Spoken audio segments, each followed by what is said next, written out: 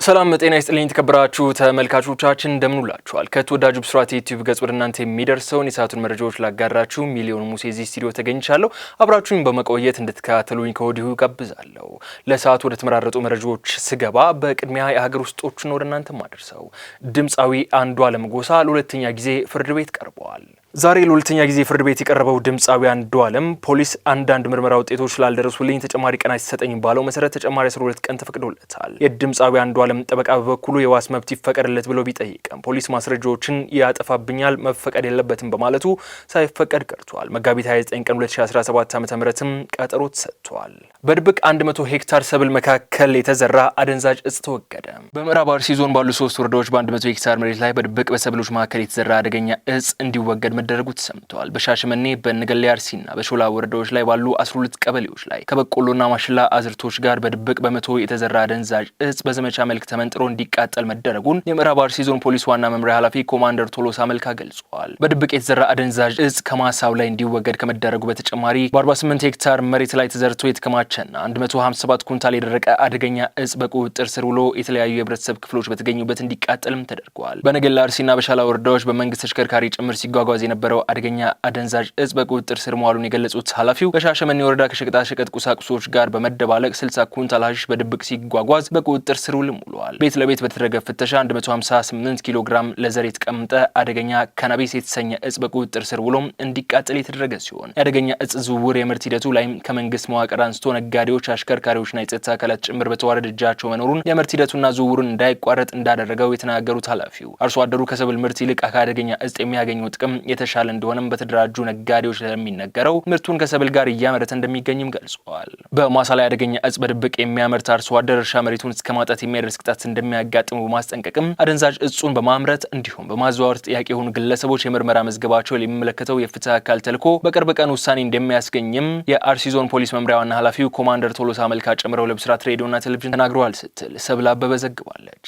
በአሶሳ ከተማ ያጋጠመው የውሃ እጥረት ነዋሪዎችን በከፍተኛ ሁኔታ እያማረረ ይገኛል ተባለ። በቤንሻንጉል ጉሙዝ ክልል አሶሳ ከተማ የንጹህ መጠጥ ውሃ እጥረት ማጋጠሙን የክልሉ ውሃና ኢነርጂ ሀብት ልማት ቢሮ አስታውቀዋል። የቢሮ ኃላፊ ወይዘሮ ሀጂራ ኢብራሂም ለብስራት ሬዲዮና ቴሌቪዥን እንደገለጹት የአሶሳ ከተማ የንጹህ መጠጥ ውሃ አቅርቦት ችግርን ተከትሎ ነዋሪዎች በከፍተኛ ሁኔታ እየተማሩ ይገኛልም ብለዋል። ውሃ ከህይወት ጋር የተያያዘ ጉዳይ በመሆኑ ሁሉም ሰው በየቤቱ ማግኘትን ይፈልጋል ሲሉም የተናገሩት ኃላፊዋ በአሁኑ ወቅት ላይ በአሶሳ ከተማ በፈረቃ ሳይቀር ምንም ውሃ የማያገኙ አካባቢዎች መኖራቸውን ጠቁመዋል። ይህም በብዙዎች ዘንድ ቅሬታ ማስነሳቱን በመግለጽ ቢሮው ለጉዳዩ መፍትሄ ለማምጣት በከተማው ያለው የውሃ ተደራሽነት ችግርን ለመፍታት ከባለድርሻ አካላት ጋር ውይይት ማድረጋቸውንም ተገልጸዋል። ኃላፊዋ በዚህ ወቅት የአሶሳ ከተማ የውሃ ችግር በከፍተኛ ሁኔታ ማህበረሰቡ እያማረ እንደሚገኝ ገልጸው ችግሩን ለመፍታት ባለድርሻ አካላት የሚጠበቅባቸውን ሚና እንዲወጡም ጠይቀዋል። ኃላፊዋ አክሎም የዘርፉ ባለሙያዎች በውሃ መስመርና ከውሃ ጉድጓድ ምንጮች ጀምሮ እስከ አሶሳ ከተማ የሚታዩ ዋና ዋና የመስመር ፍንዳታዎችና የፓምፕ ችግሮችን በጥናት በመለየት በፍጥነት ሪፖርት ማቅረብ እንደሚገባም አሳስበዋል። በአሁኑ ሰዓት ላይ ችግሩን በመፍታት የውሃ አቅርቦትን ተደራሽ ለማድረግ እየተሰሩ ያሉ ስራዎች መኖራቸውንም ወይዘሮ ሂጅራ ተናግረው የንጹህ ውሃ መጠጥ አቅርቦት ችግርን ለመፍታትም ቢሮ ከአጋር ድርጅቶች ጋር እየሰራ ይገኛልም ብለዋል። የውሃ ልማት ፈንድ ድርጅቶች ተጨማሪ ጉድጓዶች በመቆፈር ተግባር በመሰማራታቸው የነዋሪውን የውሃ እጥረት ጥያቄ በቅርቡ መመለስ እንደሚቻልም ተናግረዋል። በተጨማሪም በመተከል አካባቢ ከዚህ ቀደም የውሃ አቅርቦቱ በጀኔሬተር የሚሰራ የነበረ በመሆኑ የኃይል አቅርቦት በማይኖርበት ወቅት አገልግሎቱ የሚቋረጥ በመሆኑ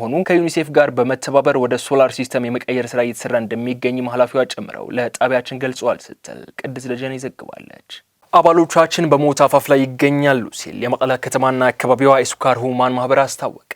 የስኳር መድኃኒት መግዣ አቅም ማነስና የመድኃኒት አቅርቦት እጥረት በመኖሩ የሞት ቀናችን እንድንጠባበቅ አስገድዶናል ሲሉ የመቀለ ከተማና አካባቢዋ የስኳር ህመምተኞች በማህበራቸው በኩል ገልጸዋል። የመቀለ ከተማና አካባቢዋ የስኳር ህመምተኞች ማህበር ከተመሰረተ ዓመታት ያስቆጠረ ቢሆንም በመሃል ፈርሶ ከ3 ወር በፊት ዳግም የተቋቋመ ማህበር መሆኑን የመቀለ ከተማና አካባቢዋ የስኳር ህሙማን ማህበር ኮሚኒኬሽን ዳይሬክተር የሆኑት ኢንጂነር ከበደ በርሄ ለብስራት ሬዲዮና ቴሌቪዥን ተናግረዋል። የአባላቱን ሁሉን አቀፍ ችግሮችን ለመፍታት አልሞ የተቋቋመው ማህበሩ ዳግም ከተመሰረተ በኋላ የካቲት 30 ቀን 2017 ዓ.ም የመጀመሪያ ጉባኤውን ማካሄዱ የገለጹት የኮሚኒኬሽን ዳይሬክተሩ እንደ ማህበር አንድ ላይ በመሆን መንግስትና ሌሎች የሚመለከታቸው አካላት ለስኳር ታማሚዎች በቂ ትኩረትና እገዛ እንዲያደርጉ ተጽዕኖ ለማሳደር እየሰራን ነው ብለዋል። ከፍተኛ የመድኃኒት እጥረት አለ። መድኃኒቱ ቢገኝ እንኳን ታማሚዎች መድኃኒቱን ገንዘብ አውጥቶ ለመግዛት ይገደዳሉ። ይህ ደግሞ በዝቅተኛ ኢኮኖሚ ደረጃ ለሚገኙ አባሎቻችን አስቸጋሪ ሁኔታ ውስጥ እንዲገቡ አድርጓቸዋልም ሲሉ ገልጸዋል። አክሎም እስከ ጥቅምት 2017 ዓ.ም ድረስ ከክፍለ ከተማ የድጋፍ ደብዳቤ ይዞ ለሚቀርቡ ታማሚዎች ሕክምናና መድኃኒት በነጻ ይሰጥ ነበር ያሉም ሲሆን ከዛን ጊዜ በኋላ ግን ኃላፊነት ወስደው የሕክምና አገልግሎት እንድናገኝ ያደርጉ የነበሩት ክፍለ ከተሞች ለአይደር ሪፈራል ሆስፒታል መክፈል ይገባቸው የነበረ ክፍያ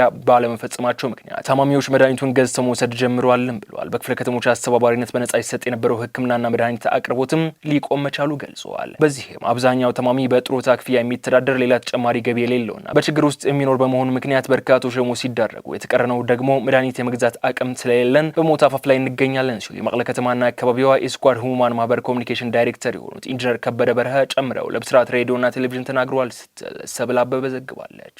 የተከበራችሁ ተመልካቾቻችን አሁን ደግሞ ወደ ባህር ማዶ ጉዳዮቻችን እንሸጋግራለን። ሩሲያን እንውሰዳችሁ።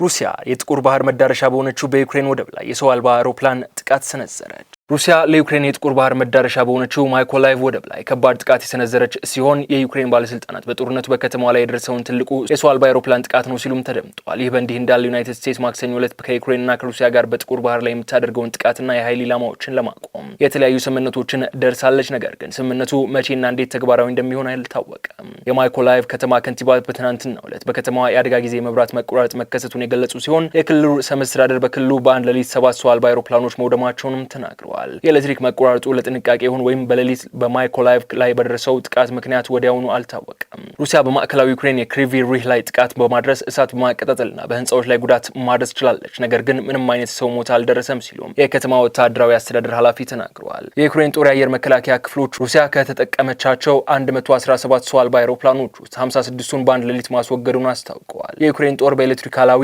ጦር በመጠቀም ሌላ አቅጣጫ 48 ሰው አልባ አውሮፕላኖችን መጥለፉም ገልጸዋል። የወታደራዊ አስተዳደር ኃላፊ ኦሌክሳንደር ቬልኩል በቴሌግራም የመልእክት መላላኪያ መተግበሪያ ላይ በጦርነቱ በከተማዋ ላይ ያደረሰውን ትልቁ የሰው አልባ አውሮፕላኖች ጥቃት መሆኑን በማንሳት ወራሪዎች ሰላምን አይፈልጉም ሲሉም ተደምጠዋል።